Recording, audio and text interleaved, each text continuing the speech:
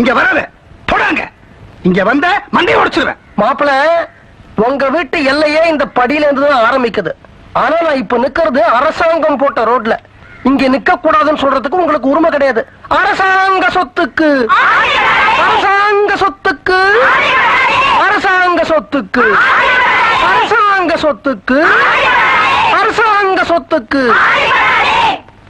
பாரிஜாதம், இதுக்கெல்லாம் கத்தக்கூடாதுமா. பாரிஜாதம் மாமா, இது ரொம்ப அராஜகம். பிளாட்ஃபார்ம் தான் அரசாங்க சொத்து, பாரிஜாதம் கூட அரசாங்க சொத்து. அவளை எதுக்கு கூப்பிடுறீங்க? நான் அவளுக்கு தாய்மாமன் டாக்கண்ணா. அதனால அவளை பெற்ற அப்பா அம்மா கூட பிறந்த அண்ணங்க அவங்களை விட தாய்மாமா ஒரு பெருசா? பெருசுன்னு அவன் நினைச்சதுனாலதான் டாக்கண்ணா ஊருக்கு எனக்கு அவ லெட்டர் போட்ட. அதனாலதான் நான் கிளம்பியா வந்தேன். பிரசன்ன வெங்கடேச பெருமாள் கோவில்ல அந்த வெங்கடாஜலத்தோட எனக்கு எப்படியாவது கல்யாணம் பண்ணி வைங்கன்னு கைய பிடிச்சுக்கிட்டு கெஞ்சினா. வெங்கடாஜலம் யார் தெரியுமா? அவளுடைய காதலன்.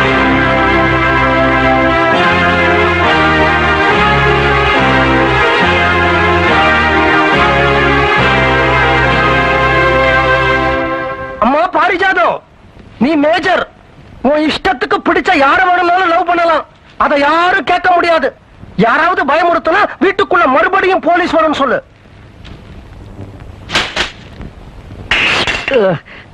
எனக்கு நிறைய வேலை இருக்கு. இன்னும் 5 நிமிஷத்துல நீ வெளியில வந்தேன்னா வர ஞாயிற்றுக்கிழமை உனக்கு கல்யாணம் பண்ண வேண்டியது என்னுடைய பொறுப்பு. ஆமா, வீட்டுக்குள்ள இருக்கிறவங்க சும்மா இருந்தா அப்படியே. கூட்டணி ஆட்சியை யாராவது கவுக்க நினைச்சா அந்த கட்சியை பத்தின எல்லா ரகசியங்களும் வெளியில வந்துடும். ஐயோ, ஏண்டி இந்த வீட்டு சொத்தை மூக்க பிடிக்க 3 வேலையும் கொட்டிக்கிட்டு இந்த வீட்டுல இருக்கிறவங்களுக்கு தெரியாம மாமனுக்கு லெட்டர் எழுதி துரோகம் துரோகம். போடி வெளியே. இனிமே ஒரு நிமிஷம் கூட நீ இந்த வீட்டுல இருக்க கூடாது. போடி போடி. கிளம்பியாச்சா? முதல்ல நீ கிளம்புடி. பெத்த வயிறு கலக்கிக்கிட்டு வருது. கிளம்பு கிளம்பு. சாரங்கபாணி, அவளை வெளியில அனுப்புறதுல எனக்கு சம்மதம் தான். ஆனா இப்ப வேண்டாம். ஞாயிற்றுக்கிழமை சாயங்காலம் ராகுகாலத்துக்கு அப்புறமா அனுப்புவோம். இன்னுமா கலப்பல? ஐயோ ஐயோ, சாரங்கபாணி, வெளியில அனுப்புறதுன்னு முடிவெடுத்ததுக்கு அப்புறம் ஞாயிற்றுக்கிழமை ராகுகாலத்துக்கு அப்புறம் என்னடா, இப்பவே அனுப்பிச்சிடலாம்டா. போய் தொலையண்டி.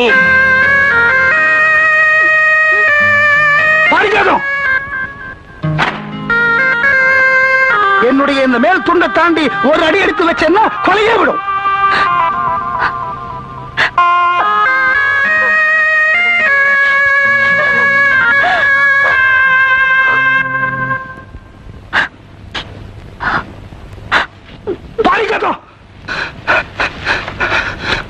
என் மேல் துண்டையே தாண்டிட்டேல்ல, இந்த சொக்காயை தாண்டி ஒரு அடி எடுத்து வச்சுன்னா கொலையே விடும்.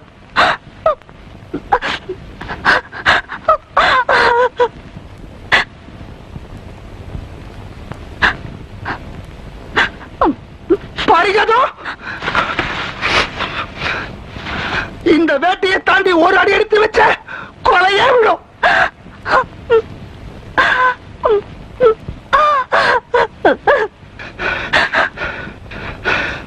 பாரிஜாதம், ஐயோ அப்பா, அன்றைவரெல்லாம் கைட்டிடாதீங்க. எப்போ வீட்டை விட்டு போறதுன்னு தீர்மானிச்சிட்டாலும் போய் தொலையட்டும். கையெடுங்க. நல்ல இனிமே இந்த உலகமே தடுத்தாலும் என் பேரன் உனக்கு தான், நீ என் பேரனுக்கு தான்.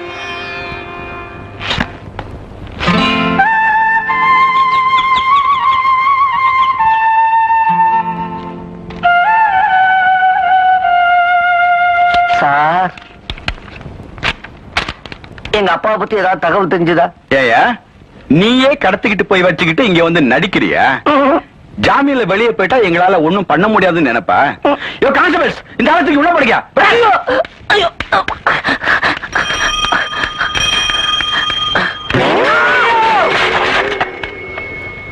ஐயோ, முட்டை நொறுங்கிடுச்சு, மொட்டை நெருங்கிடுச்சு.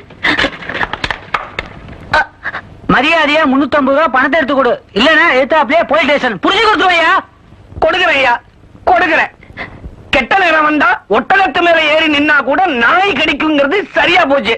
ஐயா, இந்த ஒரு முட்டை உடையல, அந்த 350 ரூபாயில ஒரு 75 பைசாவை கழிச்சுக்கிறேன் வச்சுக்க. ராஜபாண்டி தேவர், ஒரு பொண்ணு அந்த வீட்டை விட்டு வெளியில கிளப்பியாச்சு. இன்னொரு பொண்ணு அந்த வீட்டு வாசல்ல டென்ட் அடிக்க வச்சாச்சு. இப்ப அடுத்தது உங்க பொண்ணுதான். கந்தசாமி, உங்க தங்கச்சியை எங்க குடும்பத்துக்கு ரொம்ப பிடிச்சு போச்சு. என் பொண்ணு அவங்களுக்கு மருமகளா போனா சொந்த அம்மாவை போல பாத்துக்குவாங்கங்கிற நம்பிக்கை எங்களுக்கு இருக்கு. அதனால நீங்க என்ன செய்ய சொன்னாலும் நான் செய்யறேன். ராஜபாண்டி தேவர், என் தங்கைய பத்தி கொஞ்சம் யோசிச்சு பாருங்க.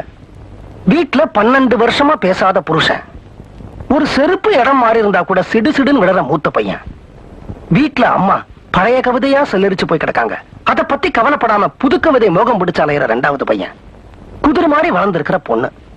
இத்தனைக்கும் மத்தியில நான் சீதனமா கொடுத்த சாமான்கள்ல 85% மாறுவாடி கடைக்கு போயாச்சு. என் தங்கச்சி என்னதான் பொண்ணு சொல்லுங்க? மத்ததெல்லாம் என்னால ஒத்துக்க முடியுது. ஆனா ஒரு புருஷன் 12 வருஷமா பொண்டாட்டிட்ட பேசலன்னா அதுதான் விவகாரமா இருக்கு. அது என்னன்னு நான் தெரிஞ்சுக்கலாமா? தெரிஞ்சுக்கணும், நீங்க கண்டிப்பா தெரிஞ்சுக்கணும். ஏன்னா உங்க பொண்ணை கொடுக்க போறீங்க இல்லையா? என் தங்கச்சி புருஷன் ஒரு உம்மனா மூஞ்சி, தோணன்னு குத்தம் சொல்ற கேஸ். அடுத்தவங்க மனசு எப்படி புண்படும் அப்படிங்கறத பத்தி கவலைப்படாம அதிமேதாவித்தனமா பேசுறதா நினைச்சுக்கிட்டு பேசுற கிராக். ஒரு நாள் அவங்க ஒரு கல்யாணத்துக்கு கிளம்பிக்கிட்டு இருந்தாங்க. சீக்கிரம் கிளம்பு. போரும் போரும். அந்த பொல்லாத அழகை எத்தனை நேரம் கண்ணாடியில் பார்க்க போற?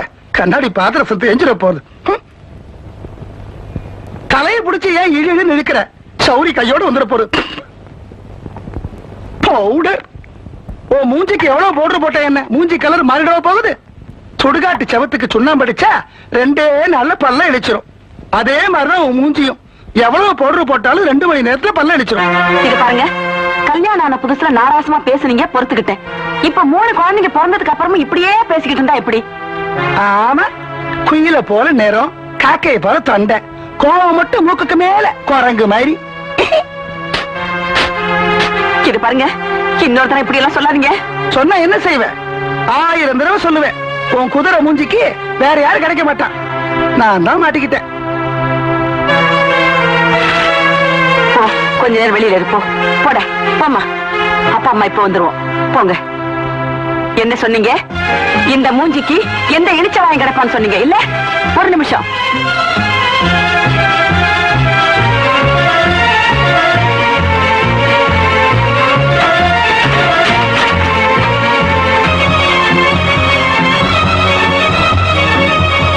இந்தாங்க, இந்த கல்யாண பத்திரிக்கை பிடிங்க, பிரிங்க,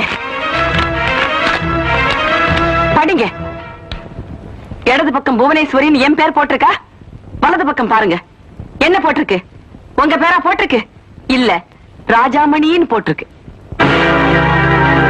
என்னைய ஒரு பையன் சைட் அடிச்சான். கோயில்லையும் மார்க்கெட்லயும் என் பின்னாலேயே சைக்கிள்ல வந்து டாம கட்டினான். எங்க வீட்டு சமையல் கட்டு ஜன்னல் வழியா லவ் லெட்டர் உள்ள தூக்கி போட்டான்.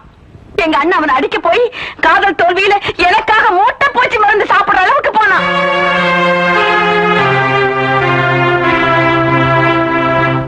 அப்புறம் ஊர்க்காரவங்க எல்லாம் எங்க அண்ணனை சமாதானம் பண்ணி எங்க 2 பேருக்கு கல்யாணம் நிச்சயம் ஆகி பத்திரிக்கை வரைக்கும் வந்தது. ஆனா கல்யாணத்துக்கு முதல் நாள் ஆத்துல குளிக்க போன ராஜாமணி ஆத்தோட போயிட்டான். இனிமையாவது உன் மூஞ்சிக்கு என்ன தவிர வேற எவன் கிடப்பான் அப்படிங்கிற வார்த்தையை மட்டும் சொல்லாதீங்க. ஆமா புவனேஸ்வரி, கல்யாணம் ஆகி 3 குழந்தை பிறந்ததுக்கு அப்புறம் தான் உன்னை ஒருத்தர் சைட் அடிச்சு டாவு கட்டினாங்கிற விஷயத்தையே வெளியில சொல்ற. அவனுக்கும் உனக்கும் கள்ள உறவு இருந்ததா இல்லையாங்கிற உண்மைய எப்ப சொல்ல போற? நான் சாகர போதா? கூறு கட்டத்தனமா பேசக்கூடாது. கல்யாணத்துக்கு முந்தைய அண்ணி ஆம்பளை தொடணும்னு ஆசைப்படுற குடும்பத்துல நான் பிறக்கல. அவன் தான் என்ன சைட் அடிச்சான்னு சொன்ன, நான் அவனை சைட் அடிச்சேன்னு சொல்லல. போதும் பசப்பாதே. இனிமே இந்த ஜென்மத்துல உன்னோட நான் பேச மாட்டேன். உன் கையால சாப்பிட மாட்டேன். உன்னோட குடும்பம் நடத்த மாட்டேன். என்ன பொறுத்த வைக்கும் என் உயிருக்கு உயிரான இந்த கருப்பு காக்கா இந்த நிமிஷத்தோட செத்து போச்சு. ஐயா, சுத்த கூறுகட்ட மனுஷனா இருப்பார் போல் இருக்க. அது சரி, உங்க மேல அவருக்கு என்ன கோபம்? ஏதோ தப்பான ஒரு விஷயம் நடந்துட்டா மாதிரியும் அதை நான் மூடி மறைச்சு கல்யாணம் பண்ணிட்டா மாதிரியும் அவர் நினைக்கிறாரு. அவரை பொறுத்த வரைக்கும் நான் வில்லன் நம்பர் 2. இதுவரைக்கும் உங்க தங்கச்சி மேல இருந்த மதிப்பு மரியாதையும் இப்ப 2 மடங்கா கூடி போச்சு. இனிமே தான் இந்த ராஜபாண்டி தேவர் யாருன்னு நீங்க தெரிஞ்சுக்க போறீங்க.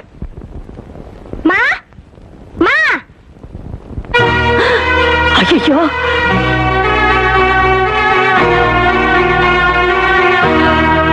உன்னை யார் இங்க எல்லாம் வர சொன்னது? அப்பா நான் வர சொல்லிச்சு. ரசீதை எடுத்துட்டு வர சொல்லிச்சு. ஏன், எதையாவது ஏலம் விட போறீங்களா? சரி சரி, நானே கடைக்கு வரேன். நீ போ. இரு. என்னப்பா? இந்த அட்ரஸ் வர சொல்லிச்சு. ஏன்பா கடையே மாத்திட்டீங்களா? இந்த ஏரியா ஏழைங்கள்ட்ட பண்ட பாத்திரம் தீர்ந்து போச்சா? இந்த அட்ரஸுக்கு ஏன் வர சொன்னாரு?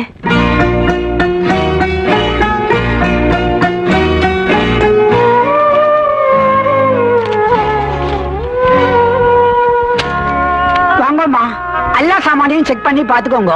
அப்புறம் அது இல்லே இது இல்லே சொல்லக்கூடாது. ரசீதி கொடுங்க. எல்லா சாமானுக்கும் அசலு வட்டி ரெண்டையும் ஃபுல்லா பணம் கட்டி மீட்டிட்டாரோ இந்த ஐயா. அம்மா, கேவலம் இந்த சாமான்கள் எல்லாம் நீங்க அடகு வச்சிட்டதுனால, இப்ப உங்க கையில பணமே இல்லாததுனால, என் பொண்ண உங்க மகனுக்கு கல்யாணம் பண்ணி வச்சு அதுல வர்ற பணத்துல உங்க பொண்ணு கல்யாணத்தை நடத்திடலாம்னு நீங்க திட்டம் போட்டிருக்கிறதாக உங்க அண்ணன் சொன்னாரு.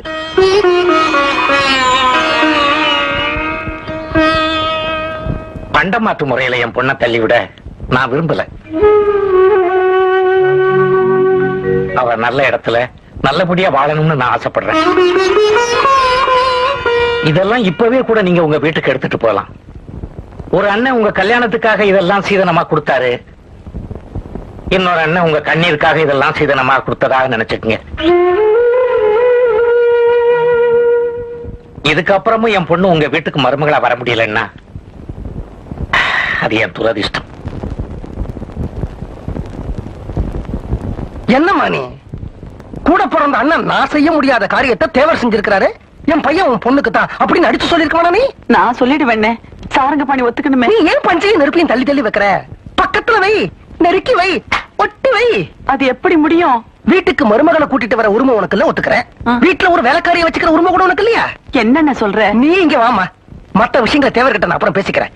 நாளைக்கு காலையில கோழி கோயிலும் ஒண்ணு இவதான் உன் வீட்டு வாசல பெருக்கிறா, தண்ணி தெளிக்கிறா, கோலம் போடுறா, பட்டு பாத்திரம் தேய்க்கிறா, துணிமணி துவைக்கிறா, கூடவே சாரங்கபாணியும் தூக்கி போட்டு துவைக்கிறா.